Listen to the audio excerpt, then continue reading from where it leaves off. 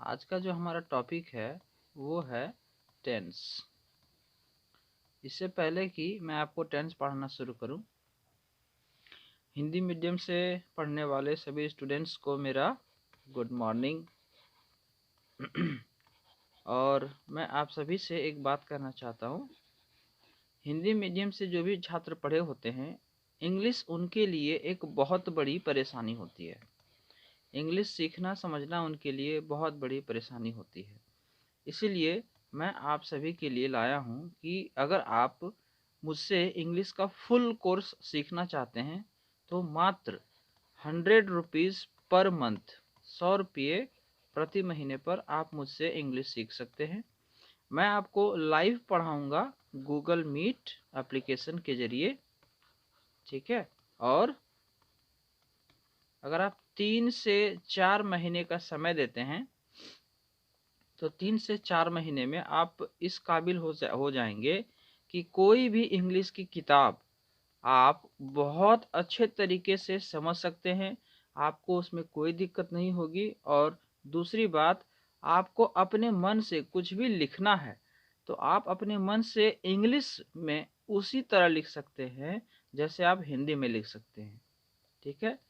अगर आप मुझसे फुल कोर्स सीखना चाहते हैं तो मेरे इस नंबर पर आप मुझे व्हाट्सएप पर कांटेक्ट कर सकते हैं, 6207323986, ठीक है।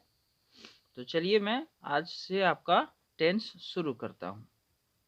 टेंस को अच्छे से समझने के लिए हम यहाँ दो तरह के सेंटेंस लेते हैं। एक है Ravi is a doctor, Ravi एक डॉक्टर है। और एक दूसरा सेंटेंस लेते हैं कि Ravi is learning English, Ravi English सीख रहा है। आपको इन दोनों ही जो सेंटेंस हैं, दोनों सेंटेंस में क्या अंतर नजर आता है? देखिए, पहला जो सेंटेंस है उसमें कहा जा रहा है कि रवि एक डॉक्टर है ना। तो केवल रवि के बारे में एक बात बताई गई है कि रवि एक डॉक्टर है। इस सेंटेंस में क्या रवि कोई कार्य कर रहा है क्या, या कोई काम कर रहा है उससे? नहीं, बिल्कुल नहीं। जबकि इस सेंटेंस में अगर हम देखें तो यहाँ जो रवि है वो एक काम कर रहा है सीखने का, है ना। ये एक काम कर रहा है सीखने का, ठीक है ना। तो टेंस जो है उसको पढ़ने की जरूरत हमें तभी आती है जब वाक्य में कोई काम हो रहा हो, ठीक है। तो ये बात हम अच्छे से समझ लेंगे। अगर काम है तो टेंस है, अगर काम नहीं तो टेंस नहीं, ठीक है ना। टेंस को अच्छे तरीके से समझने के लिए हमें 3 चीज़ों को समझना बहुत आवश्यक है। किसको किसको? एक सब्जेक्ट को, एक वर्ब को और एक ऑब्जेक्ट को, ठीक है। देखिए, हिंदी और इंग्लिश का जो वाक्य होता है उसमें अंतर क्या होता है। देखिए, हम हिंदी में अगर लिखेंगे कि राहुल घर जाता है, ये हम हिंदी में ऐसा लिखेंगे। और जब इंग्लिश में लिखेंगे तो कैसे लिखेंगे कि राहुल गोज टू हाउस, ऐसा लिखेंगे। अब इन दोनों में अंतर कहाँ आ जाता है? जो हिंदी हमारा जो सेंटेंस है इसमें पहले राहुल है, फिर घर है, फिर है जाता है, ठीक। यानी पहले ये सब्जेक्ट आया, उसके बाद फिर घर हमारा क्या है? ऑब्जेक्ट है। और फिर जाता है, ये जाना क्या है? काम है, यानी कि वर्ब है। जबकि इंग्लिश में क्या हो जाता है कि राहुल जाता है घर, ठीक। यानी पहले सब्जेक्ट है, फिर वर्ब है और फिर ऑब्जेक्ट है, ठीक है ना। तो हमें इंग्लिश की एक ये बहुत ही बेसिक बात समझ लेनी है, केवल टेंस के लिए नहीं। इंग्लिश का किसी भी प्रकार का जो सेंटेंस होता है वो इसी रूप में होता है, ठीक है ना। आप समझ लेंगे कि इंग्लिश का जो कोई भी सेंटेंस है वो इसी रूप में होता है, SVO, सब्जेक्ट वर्ब ऑब्जेक्ट। ठीक है, ये बात हम ध्यान में रखेंगे। अब हम देखेंगे कि सब्जेक्ट वर्ब और ऑब्जेक्ट इसको हम लोग को पहचानना कैसे है। ठीक है, क्योंकि अगर हम ये पहचान गए तो बाकी टेंस में तो हमें कोई दिक्कत होने वाली है नहीं। ठीक है, अगर एक सेंटेंस लिखा हुआ है कि मोंटी प्लेस क्रिकेट, कि मोंटी क्रिकेट खेलता है। ठीक है, तो इस सेंटेंस में हम देखें कि हमें सब्जेक्ट वर्ब ऑब्जेक्ट हमें तो पता है कि इंग्लिश का जो सेंटेंस है वो SVO इसी रूप में होगा, है ना। तो पहले हमको S, फिर V और O, इन तीनों को पहचानना आना चाहिए। और इसमें से भी सबसे पहले हमें वर्ब पहचानना है कि उस पूरे सेंटेंस में काम क्या हो रहा है। तो ये जो हमारा सेंटेंस है इसमें जो काम हो रहा है वो काम है खेलना। ठीक है, ये काम है खेलना, तो जो काम है वो हमारा वर्ब है। ठीक है, अब जब हमें वर्ब मिल गया तो हमें इससे पूछना है कि ये जो काम है ये कौन कर रहा है। तो इसका जवाब क्या होगा, मोंटी।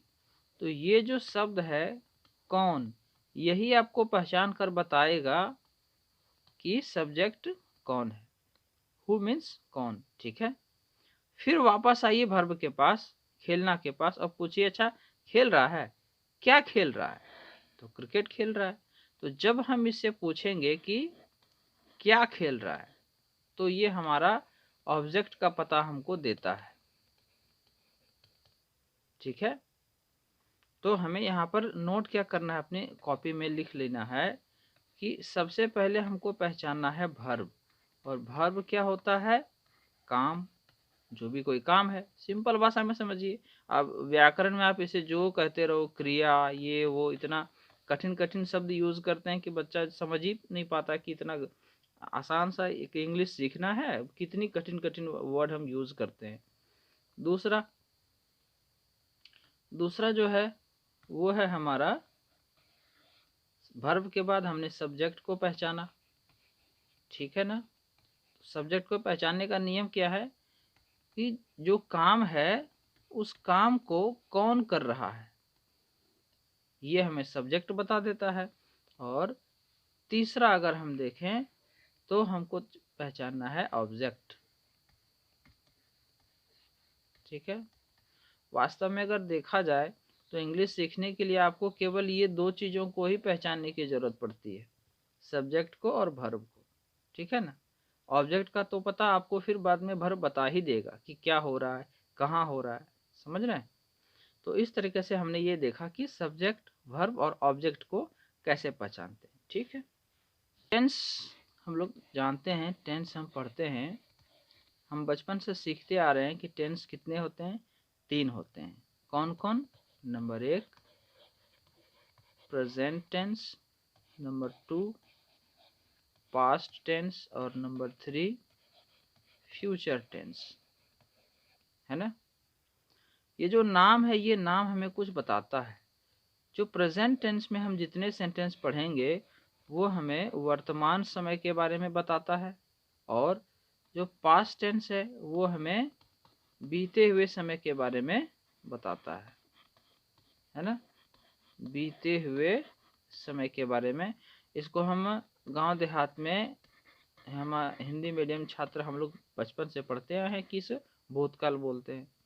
फ्यूचर को हम लोग क्या बोलते हैं, भविष्य, यानी ये जो भविष्य के बारे में बताता है। ठीक है, तो ये जो टेंस का नाम हम सुनते हैं कि present tense, past tense, future tense, इसमें हमें ज़्यादा दिमाग नहीं लगाना है। हमें बस ये सोचना है कि अगर कोई काम प्रेजेंट में हो रहा है, जैसे कहेंगे वह रो रहा है, तो ये प्रेजेंट टाइम का है।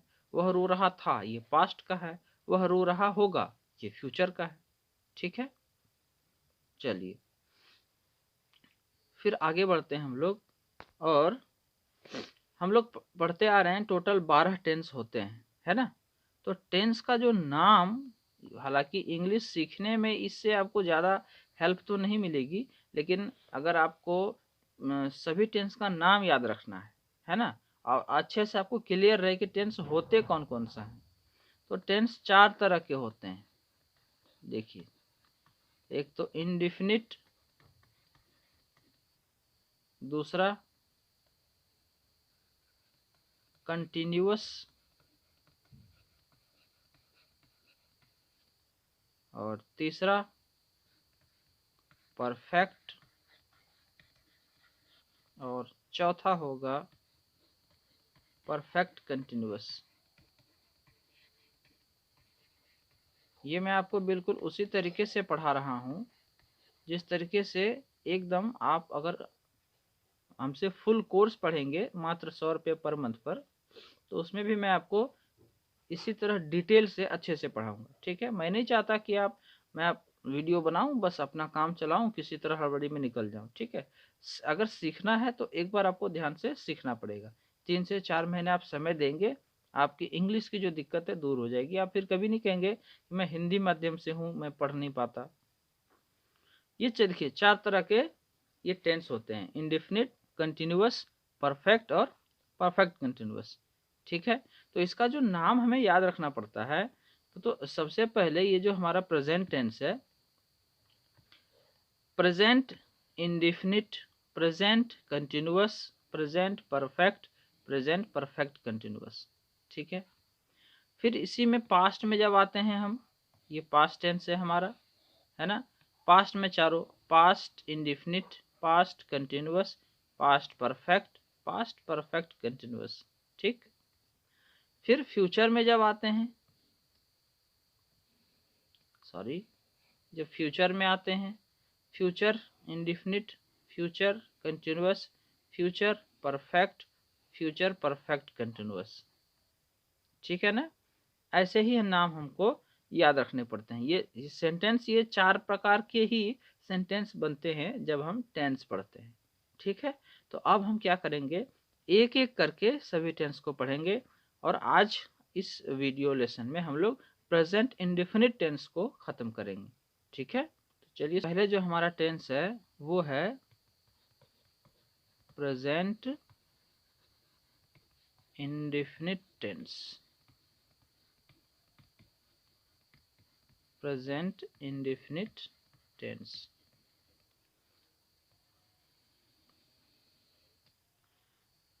प्रेजेंट इंडेफिनिट जो टेंस है, इसका यूज कहाँ हम लोग करते हैं वो हम लोग देखेंगे। पहले इसका यूज ऐसे, सबसे पहले तो बता दें भैया, हमने आपको पहले ही बताया कि टेंस तभी पढ़ते हैं जब वहाँ काम होता है। ठीक है ना, और फिर प्रेजेंट इंडेफिनिट टेंस में ऐसे काम को हम लोग पढ़ते हैं जिस काम को हम लोग हमेशा करते हैं, या जो काम हमेशा होता है, या जो काम हम लोग रोज रोज करते हैं, डेली करते हैं, जो काम हम लोग ऐसा है कि नियमित रूप से वो काम होता ही है। ठीक है, ऐसे काम के लिए प्रेजेंट इंडेफिनिट टेंस का यूज करते हैं। अब जैसे एग्जाम्पल, हम लोग बचपन से क्या पढ़ते आ रहे हैं, ता है, ती है, ते है। ये ता है ती बोलना ही गलत है। यही वो कारण है कि हिंदी मीडियम का कोई बच्चा इंग्लिश सीख नहीं पाता। ता है ती है में हमें नहीं जाना है। अच्छा, अब सोचिए ऐसा कौन कौन सा काम है जो हम लोग रोज करते हैं। मैं 2 एग्जाम्पल आपको देता हूं। नंबर 1, अगर हम कहें कि सूर्य पूरब में उगता है, सूर्य पूरब में उगता है, एक ये हुआ। तो क्या सूरज एक दिन उगता है, 2 दिन उगता है, या मंडे और सैटरडे को उगता है? क्या नहीं, हमेशा उगता है, नियमित रूप से उगता है, उसका काम ही वही करना है। ठीक है ना। फिर एक एग्जांपल देखते हैं, जैसे देखिए, रोहित रोटी खाता है। तो ये जो हमने जब सेंटेंस लिखा कि रोहित रोटी खाता है, इसका क्या मतलब, क्या वो अभी रोटी खा रहा है? बिल्कुल नहीं। इस बात को कहने का मेरा ये मतलब है कि भैया जो रोहित है ना, वो रेगुलरली ज्यादातर रोटी ही खाता है, उसका मेन भोजन रोटी ही है। अगर हम 4 दिन भी खाए तो भी कहता है ना। नेक्स्ट हम लोग एक एग्जाम्पल देखें। अगर कहेंगे कि वर्मा सर 3 दिन पढ़ाते हैं, एक एक दिन गैप करके वर्मा सर 3 दिन पढ़ाते हैं। इसका मतलब ये जो काम है वो वर्मा सर हमेशा करते हैं। हफ्ता में 3 दिन पढ़ाना यही उनका काम ही है, ऐसा ही वो करते हैं, ऐसा वो नियमित रूप से हमेशा करते हैं। ठीक है ना। तो इसी तरह के सेंटेंस को हम प्रेजेंट इंडेफिनिट टेंस बोलते हैं। ठीक है। अब हम लोग आगे देखते हैं कि प्रेजेंट इंडेफिनिट टेंस को इंग्लिश में कैसे हम बनाते हैं। ठीक। ओके। सबसे पहले इस टेंस में जो हेल्पिंग वर्ब हम यूज करते हैं वो हेल्पिंग वर्ब कौन से हैं? डू और डज। ठीक है। और इसके बाद जो मेन वर्ब है हमारा, वो मेन वर्ब क्या होता है? V1 लगाते हैं या V5 लगाते हैं। और कहाँ V1 लगाते हैं, कहाँ V5 लगाते हैं, कहाँ डू लगाते हैं, कहाँ डज लगाते हैं, उसको भी हम लोग अच्छे से समझेंगे। ठीक है। जनरली इसी टेंस में बच्चों को बहुत कंफ्यूजन होती है, लेकिन कंफ्यूजन की कोई बात है ही नहीं। ठीक है। तो सबसे पहले हम लोग ये देखेंगे कि इसका जो अफर्मेटिव सेंटेंस होता है, अफर्मेटिव सेंटेंस होता है या असर्टिव या डिक्लेरेटिव सेंटेंस भी बोल सकते हैं। आप ये सब नाम सुन के घबराना नहीं, बस जानकारी के लिए बता दे रहा हूँ। जो चीज़ बहुत ज़्यादा इम्पोर्टेंट नहीं है वो मैं पहले बता दे रहा हूँ। ठीक है। या उसको स्टेटमेंट भी बोलते हैं, है ना। ये तीनों का मतलब क्या हुआ? कोई सकारात्मक बात, कोई कथन, बस सिंपली जो हमने बोल दिया। ठीक है ना। जैसे कि एग्जाम्पल देते हैं, एक एक करके हम सभी का एग्जाम्पल देंगे। नंबर 1, मैं बाजार जाता हूँ। आई गो टू मार्केट, है ना। मुझे आपको पूरा सेंटेंस नहीं बताना, पहले मैं आपको पूरा सिखा रहा हूँ कहाँ पर हम लोग V1 लगाएंगे, कहाँ V5 लगाएंगे। ठीक है। दूसरा, तुम बाजार जाते हो तो क्या कहेंगे? You go to market. ठीक है। तीसरा नंबर देखिए, हम लोग बाजार जाते हैं तो वी गो टू मार्केट। ठीक। फिर चौथा, वे लोग बाजार जाते हैं तो दे गो टू मार्केट। ठीक है ना। तो एक तरफ तो ये हो गए आई यू वी दे, और दूसरी तरफ वह बाजार जाता है तो he goes to market. 6 number sentence, वह बाजार जाती है, लड़की है, तो she goes to market. 7 number देखिए, यह बाजार जाता है। मान लीजिए किसी कोई निर्जीव प्राणी है या कोई छोटा कोई कुत्ता है, बोल रहे हैं यह बाजार जाता है, इट गोज टू मार्केट, है ना। तो ये हमने यहाँ पर क्या देखा कि जब इधर इस तरफ आप देखते हैं कि आई यू वी दे ये चारों हैं तो गो लगा, और इधर ही सी इट है तो गो में ES लग गया। ठीक है ना। मैं आपको कभी बिल्कुल कोई फार्मूला नहीं बताऊंगा कि बच्चा ऐसे याद करो subject plus V1 plus V5, बिल्कुल नहीं। आप सिंपली इतना बस समझ लो कि एक तरफ आपका है आई वी यू दे, है ना, जहां हम V1 लगा रहे हैं, और एक तरफ है आपका ही सी इट, है ना, जहां हम क्या लगा रहे हैं? उसी V1 में हम क्या कर रहे हैं? S या ES भी लगा रहे हैं। बस सिंपल, इसी को हम लोग क्या बोलते हैं? इसी चीज को हम लोग क्या बोलते हैं? V5।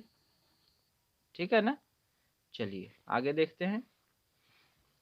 तो हमने ये देखा कि एक तरफ हम रखते हैं आई वी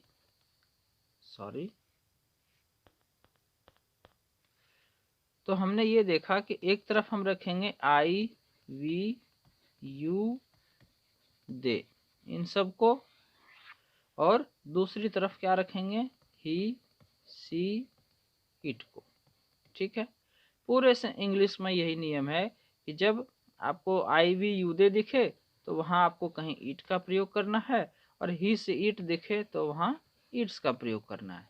ठीक है, चलिए अब हम ये देखते हैं कि I we you they he she it इसको छोड़कर और कुछ रहे, है ना, नाउन के जब पर कोई नाम रहे तो हम कैसे समझेंगे कि हमें कहाँ क्या लगाना है, इट लगाना है या इट्स लगाना है।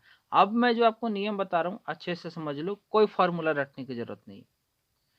जब हम एक से अधिक व्यक्ति या वस्तु के बारे में बात करेंगे, ठीक है ना, एक से अधिक रहे तो हम वहां पे लगाते हैं V1, यानी वर्ब का पहला रूप। Example, it, go, play. ठीक है, और जब एक व्यक्ति या वस्तु के बारे में बात करें, काम करने वाला कोई एक व्यक्ति है, एक वस्तु है, तो हम वहां पे क्या लगाते हैं, V5। और V5 कुछ होता नहीं है, V1 में ऐसी एस लगाते हैं ना, जैसे इट्स, जैसे कि गोज, जैसे कि प्लेस। ठीक है, इसी नियम को आपको याद रखना है। पूरा इंग्लिश ग्रामर इसी बात पे डिपेंड है, ठीक है, कि काम करने वाला व्यक्ति एक है या एक से अधिक है। अगर एक है तो एस वाला लगता है, V5 जिसको बोलते हैं, और अगर एक से अधिक है तो इट, गो, प्ले माने V1 लगाते हैं। ठीक है ना, फिर बात करेंगे, हमने देखा था कि इसका जो हेल्पिंग वर्ब है, वो हेल्पिंग वर्ब इसमें कौन कौन सा यूज होता है, डू और डज। ठीक है, यहां भी वही बात आती है। आप ऐसा मान लो कि ये देखो, ये जो डू है ना, ये डू V1 है, और ये डज, इसमें हुआ क्या है बताओ तो। इसमें हमने बस यही किया ना, ES लगा दिया, तो ये तो वही होगी कि ये V5 के जैसा काम करता है। तो यहाँ भी हमारा वही नियम चलेगा कि जब आई वी यू दे ये रहे और एक से अधिक रहे, एक से अधिक रहे काम करने वाला, तो हम क्या करेंगे, तो वहां पर हम लगाएंगे डू। ठीक है ना, और इसके बाद अगर यदि वहां रहे ही सी इट, ठीक, और फिर वहां एक ही व्यक्ति है या एक ही वस्तु है जो काम कर रहा है, तो हम वहां लगाएंगे डज।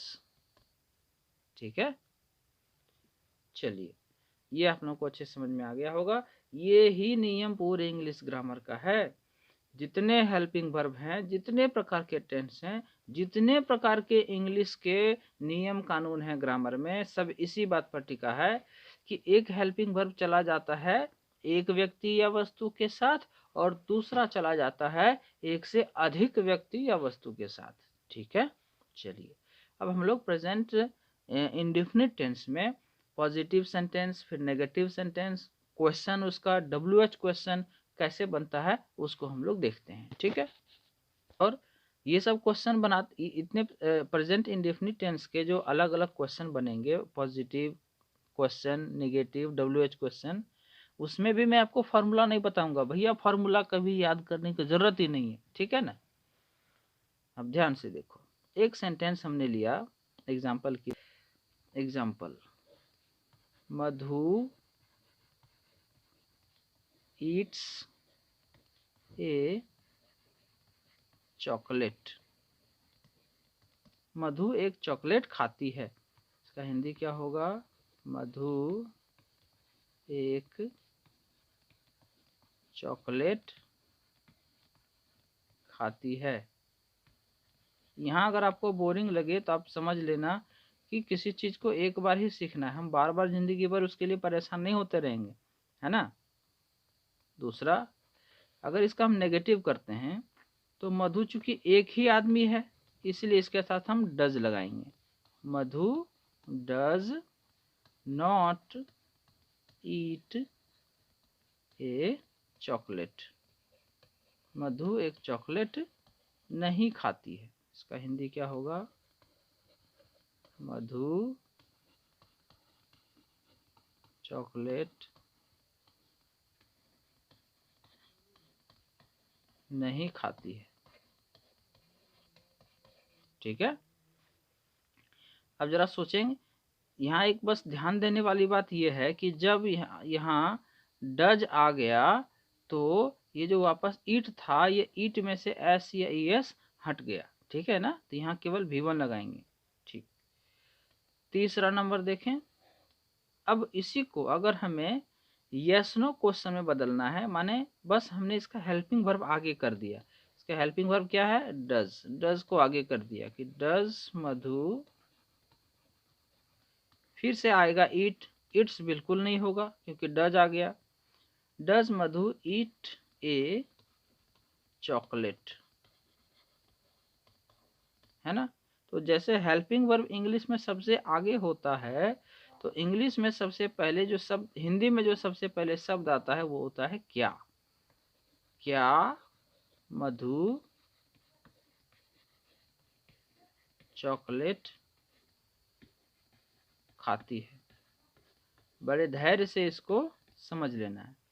फिर इसका भी जब हम नेगेटिव करेंगे कि क्या मधु चॉकलेट नहीं खाती है, तो does Madhu not eat a chocolate. जब आप मुझसे इंग्लिश का फुल कोर्स करेंगे तो वहाँ मैं समझाऊंगा, आपको जो डाउट होगा आप संग संग पूछेंगे, आपको ऐसा फील होगा कि क्लास में ही पढ़ रहे हैं। हिंदी इसका क्या लिखेंगे? क्या मधु चॉकलेट नहीं खाती है। ठीक है। आप इन सब का स्क्रीनशॉट ले सकते हैं या फिर कॉपी में लिख भी सकते हैं, है ना। ताकि हैं। अब हम लोग लास्ट देखेंगे कि इसका WH क्वेश्चन कैसे बनाते हैं। तो WH क्वेश्चन का अर्थ ये हुआ जहाँ पर कि कब, क्यों, कहाँ, कैसे, ये सब पूछा जा रहा है। ठीक है ना। तो इसका एक बार मैं सबका अर्थ बता देता हूँ। WHO Y. वाई का क्या अर्थ होता है?